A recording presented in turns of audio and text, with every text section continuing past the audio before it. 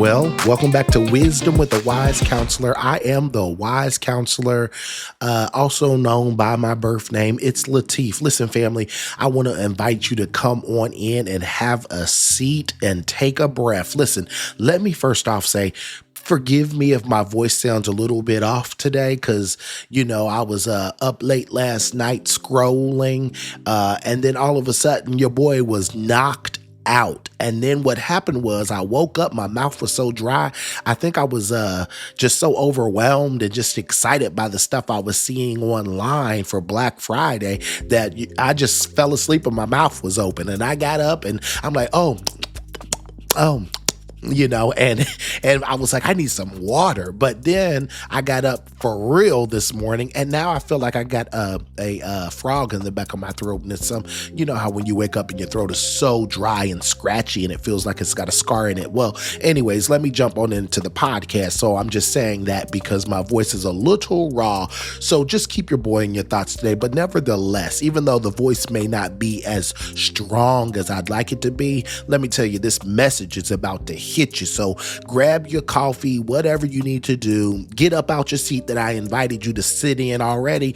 And I want you to really go get you something, get comfortable, and then let's jump on into this podcast. So, this space is all about building emotional resiliency, living your life on purpose. And, we nurture our wellness, our mind, our body, and our soul through Wisdom with the Wise Counselor podcast. And today, we're going to step into something that is really real, something timely, something that's already tugging at your bank account and your emotions and your boundaries. As I said last night, I went to sleep scrolling, looking for all of these Black Friday sales. So it comes as no surprise that today is Black Friday. And I don't know about you, but Black Friday holds so many memories and thoughts and emotions and experiences for me. And it really got me thinking about, what does Black Friday mean to me as a full-grown man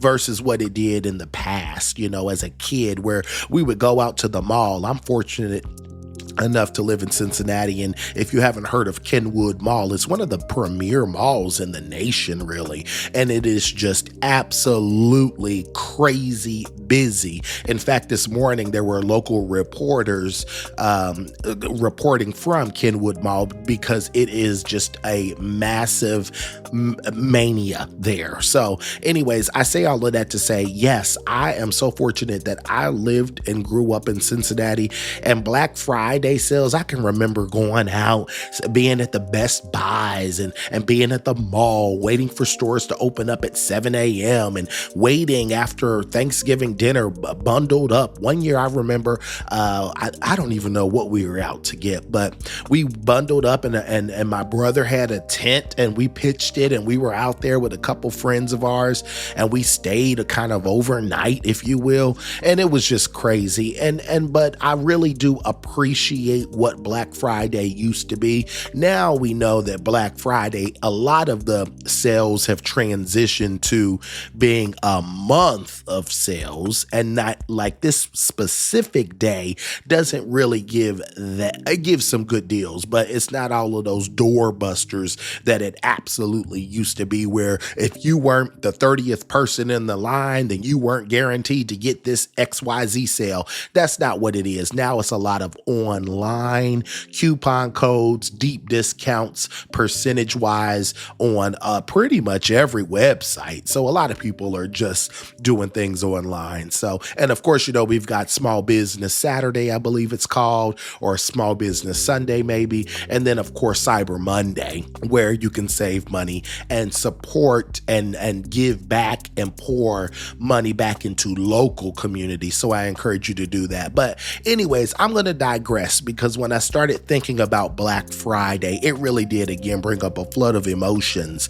But I also wanted to think a little bit more with a little bit more depth. And I started thinking Black Friday is really a day that reveals the truth about our habits, our impulses, and our relationship with discipline, and even relationship with money. So Again, grab your coffee and let's talk.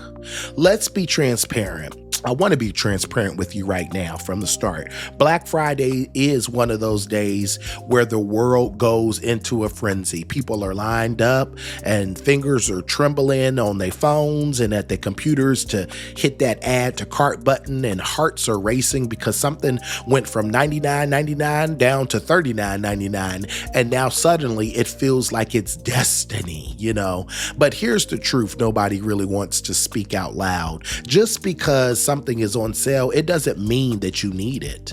And just because the world is screaming, quote unquote, buy it, doesn't mean it belongs in your spirit, in your cart, or it's even in your budget. Oh, come on now. Can I get an amen? So let me sit with that for a second, because somebody listening needs to be reminded before they dig themselves into a hole that's going to follow them straight into January. The first thing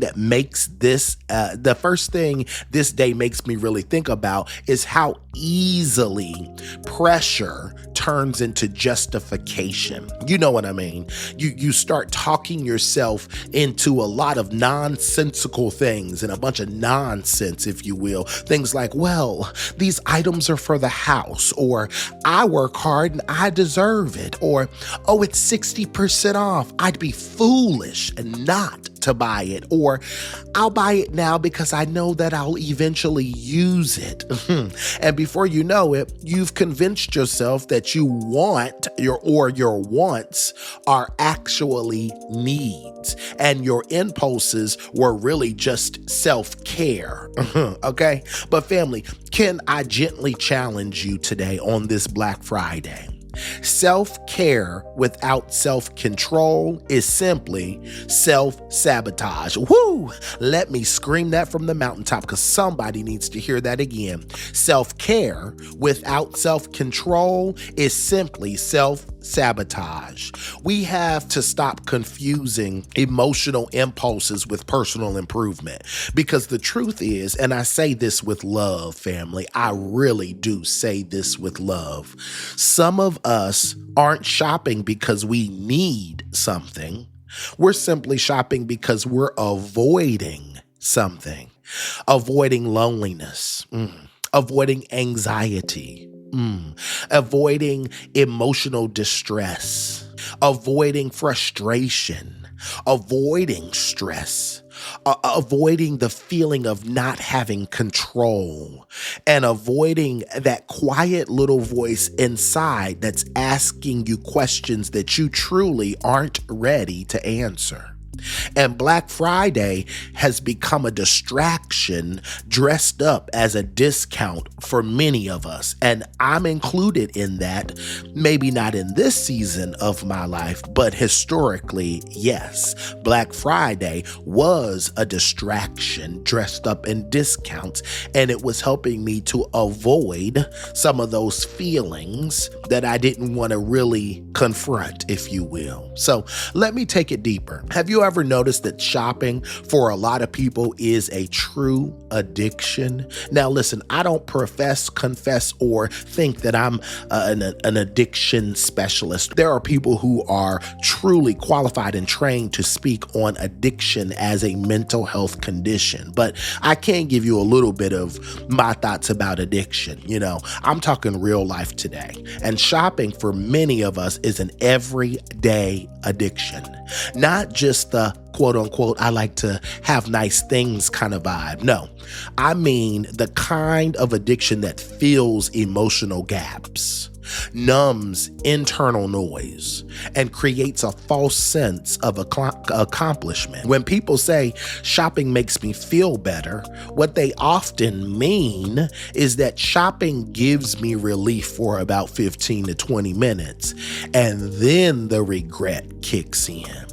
And when something becomes your go-to coping strategy, right? And this is where I can talk a little bit about addiction without having all of the credentials that go along with addictions counseling in the space of addiction mindsets and whatever. But when something does become your coping strategy, when the smallest inconvenience send you straight to a kiosk or a cart or the checkout line, family, that is not healthy. That is not retail therapy. That is simply avoidance. That's emotional displacement. That's a lack of control in disguise. You're leaning into that feeling of addiction to have control, and that is guiding how you're moving, shaking, and rattling and rolling. So let me give you a moment to breathe that in for a moment. Because if you're listening to this right now and you have been telling yourself that it's not that serious, or I don't shop that much, or it's just today, or just this once, or just maybe because it's Black Friday, then I need you to ask yourself this. Is it really just today? Is it really just once? Or has this been a pattern that you keep dressing up as simply treating yourself, right? Because addiction has a funny way of showing up, right? And again, we often get into this space where we can start to rationalize our behaviors and our thoughts and our mindset without recognizing that a spirit has you controlled, aka addiction. So, I want to press you a little bit more. Are you thinking about your spending habits? They tell a deeper story about what's actually going on inside of you. And some of us are trying to buy peace. Some of us are trying to buy joy. Some of us are trying to buy worthiness. Some of us are trying to buy a version of ourselves we're not even ready to grow into. Right? And while the world is yelling, sell, sell, sell, I'm over here whispering to you this: slow down, listen to yourself, and simply respect your limits. Now, again, I want to press a little bit further. And I have a third point here, because this is where the real wellness connection comes in. Because mental health, and I'm talking about true mental health, it rests on two pillars. Those pillars, and this is just in my opinion, is number one, stability, and number two, predictability. See, your nervous system wants to know it's safe. Your mind wants to know your anchor. Your emotions want to know you're not constantly in survival mode.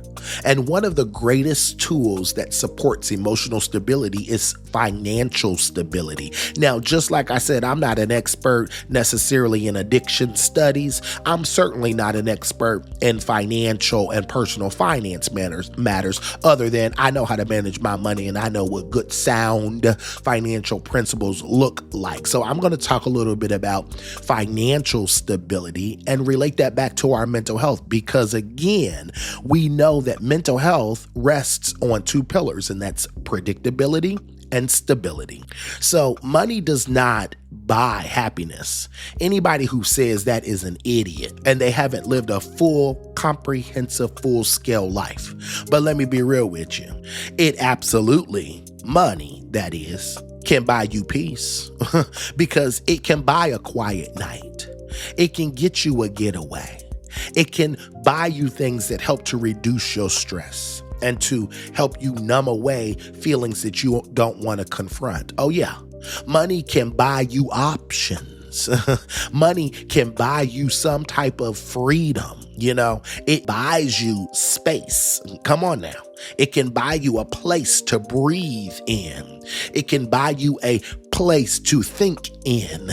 It can buy you a place that you can call a sanctuary, where you feel at rest and at peace and you can move intentionally. Oh yes. Money does not buy you happiness, but it absolutely can buy you some peace. When your finances are shaking, your mental health will absolutely feel it. And I dare anybody challenge me on that. Again, I'm not a financial expert, but I can say that again. When your finances are shaky, I absolutely guarantee your mental health feels it. When your spending is out of control, I know it. I know this to be true. I've lived it. Your anxiety spikes, right? When you're drowning in debt, your self-esteem takes a hit. When you keep chasing deals, quote unquote deals, instead of your goals, you sabotage your future. So today is much bigger than it being Black Friday 2025. This episode is bigger than a sale and bigger than a discount and bigger than doorbuster deals. Come on. This is about you getting honest with yourself. Are you financially stable? And if you are not, what are you doing right now in this season and in this month to truly set yourself up for a healthier, more predictable, more disciplined, and more security as you usher in the new year? How about that? This is a season, Black Friday, and really the holidays at large, where spending skyrockets, where pressures intensify, and where everybody is trying to meet everybody else's expectations. And guess what? That becomes like a musical and a soundtrack in your ear. It sounds good and you can't get away from it, right? But you are responsible for your life. You are responsible for your peace. You are responsible for your habits. And why is that? Because it's your future. And this is the season where you must ask yourself a few things. I want you to really ask yourself, how am I using my money to support my wellness, not sabotage it? Again, how are you using your money, your hard-earned money, to support your wellness and not sabotage it? Because financial wellness is not just about income. It's about discipline, right? It's about boundaries. It's about emotional maturity. It's about having the courage just simply to say, I don't need that right now, or I can wait, or this doesn't align with my goals. Let me put a pause on it. Or just simply saying peace matters to me more than these possessions do. Let me tell you something real quick here. You cannot claim you want a better year if your habits and the decisions that you are making look exactly like they did last year, right? And Black Friday, it's one of the biggest tests of whether you're living with purpose or you're living with impulse. So as we move through this season of spending and rushing and gifting and the deals, I want you to really step back and ask yourself, what's the real cost here? And does this purchase bring me closer to my peace or further away from it? I want you to take that with you, and I want you to let that sit in your spirit.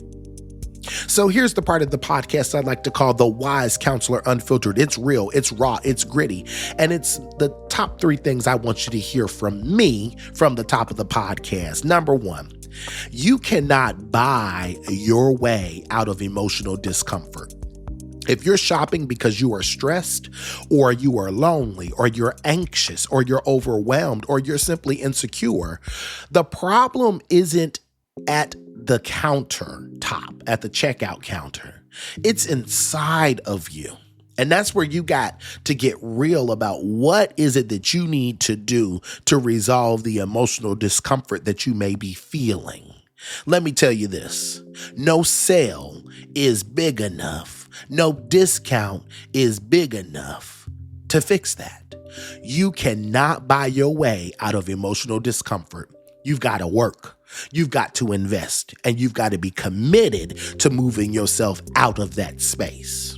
Number 2, overspending is often a sign of avoidance, right? Breathe that in. Again, overspending is often a sign of avoidance. If you keep buying things you did not plan for, that you don't need, or worse, that baby you can't even afford, or it's just being slapped on your credit card and you have no plan to actually pay off that credit card, or even worse, you are not even thinking about a plan to pay off a credit card, then baby, you are not treating yourself.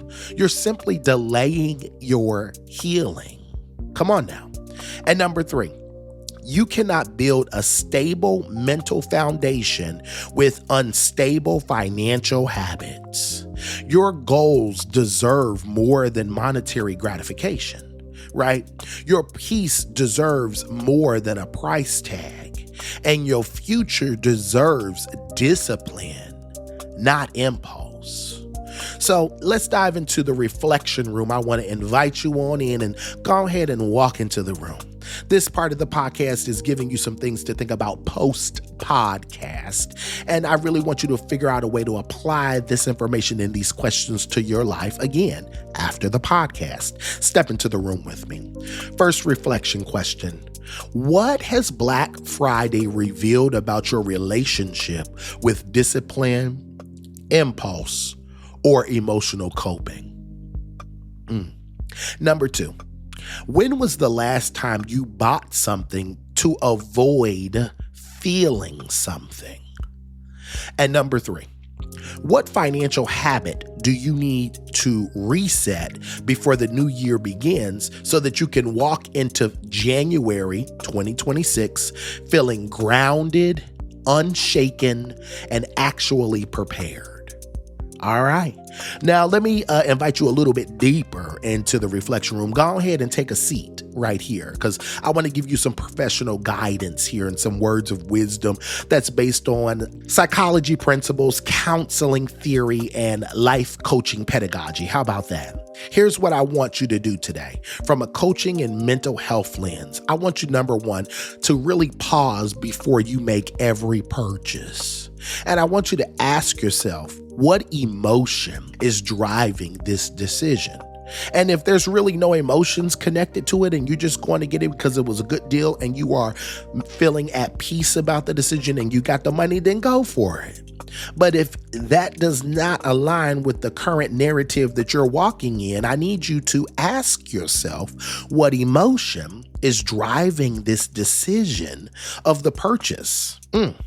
All right, I want you to also think about creating a simple spending boundary. Imagine that, boundaries with money.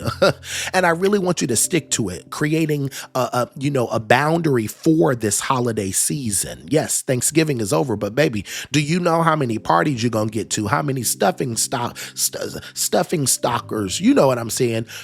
Stocking stuffers that you need to get, how many gifts you're going to be buying for your third cousin, and then the third cousin of the auntie of the uncle of the neighbor down on the west side that you ain't seen in 22 years.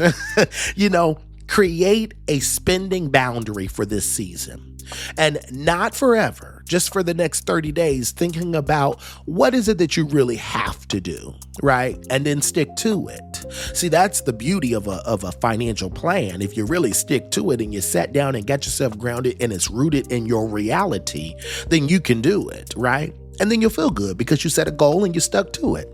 Another podcast for another day right there. But again, create a simple spending boundary this season and a budget and stick to it. Okay. I also want you to identify one financial stressor and write down 3 small steps that you can do to actively address it.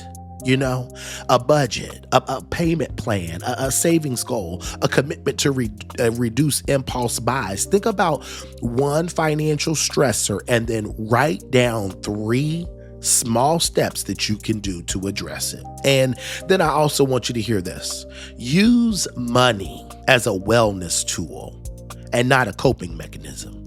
If you're stressed, journal, walk, call a friend.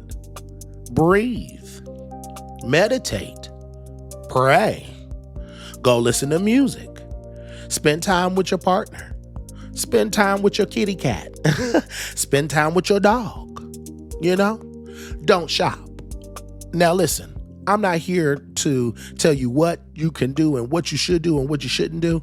But again, this episode was all about looking at Black Friday and the things that come along with Black Friday, stress and money management, and all of these things that are impacting our mental health and our comprehensive wellness. So again, this turned into a little bit more about money management, but again, that's all rooted in what we said before. Wellness and mental health is really rooted in predictability and stability. And unfortunately, where we are at in 2025, you got to have some coin in your pocket it, to feel like you have a plan that can keep you stable, focused, and it's consistent. And that's going to do you well in terms of comprehensive mental health. Family, that's what I have for today. I hope that our conversation and our time together doesn't just go in one ear and out the other. I really do. I want you to take a moment, think about something that you heard in this podcast today, and I really want you to apply it. Somebody yell, apply it. All right. I want you to reflect on something that you've heard. And then you've got to decide what you're going to do and how you're going to carry a message from this podcast and our time together forward. And then you got to put it into practice, right? I want you to also hear this. Remember that there is no time like the present to reclaim yourself, to take care of yourself. And also, you need to give yourself permission to ease into your healing. I need you to do that. And I also want you to pause when you need to pause, especially before you take that credit card and swipe it when you ain't got no money in that bank account to begin with. And all jokes aside, I'm serious. Think about Black Friday. Think about the craziness of the season that we're in. Think about your money, because I want you to have a foundation that's rooted in feeling good and not figuring out how you going to rob Peter to pay Paul and try to create this epic experience for people or yourself that you just cannot afford. That is going to usher in more anxiety. And again, it's not going to be rooted in comprehensive wellness. So at the end of the day, when it's all said and done, I need you to know this. You are the only one, and I said it, the only one who is in control of your thoughts, your actions, and your reactions to what life throws your way. But family, know this. I know that whatever you face today, tomorrow, next week, next month, or even in 2026, that you absolutely got this. It's my hope and my prayer that you've enjoyed this podcast. Make sure you tune on in, share this with somebody who needs to hear this motivational message, and know that I expect that you are going to keep growing and learning and getting better, living your life on purpose and in purpose. Be well.